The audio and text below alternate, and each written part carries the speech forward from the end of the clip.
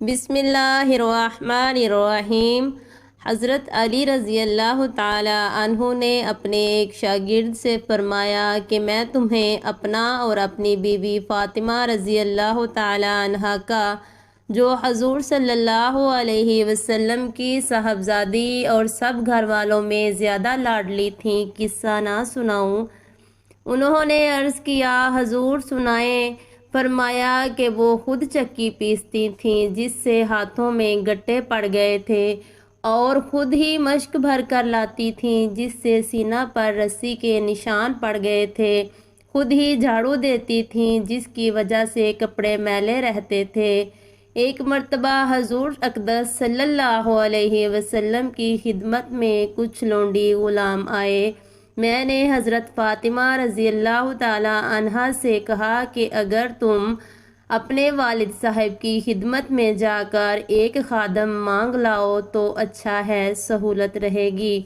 وہ گئیں۔ حضور اقدس صلی اللہ علیہ وسلم کی خدمت میں لوگوں کا مجمع تھا، اس لیے واپس چلی آئیں۔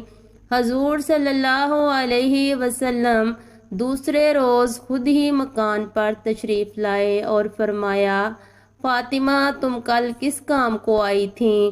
وہ چپ ہو گئیں، شرم کی وجہ سے بول بھی نہ سکیں۔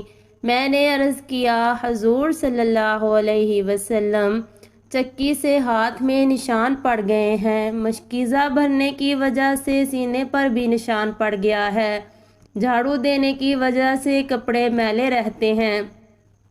کل آپ کے پاس کچھ لونڈی غلام آئے تھے، اس لیے میں نے ان سے کہا کہ ایک خادم اگر مانگ لائیں تو ان مشقتوں میں سہولت ہو جائے گی۔ حضور صلی اللہ علیہ وسلم نے فرمایا، فاطمہ اللہ سے ڈرتی رہو اور اس کے فرض ادا کرتی رہو اور گھر کے کاروبار کرتی رہو، اور جب سونے کے لیے لیٹو تو سبحان اللہ 33 مرتبہ، الحمدللہ 33 مرتبہ، اللہ اکبر 34 مرتبہ پڑھ لیا کرو، یہ خادم سے بہتر ہے۔ انہوں نے عرض کیا، میں اللہ کی تقدیر اور اس کے رسول کی تجویز سے راضی ہوں، جزاک اللہ خیرا۔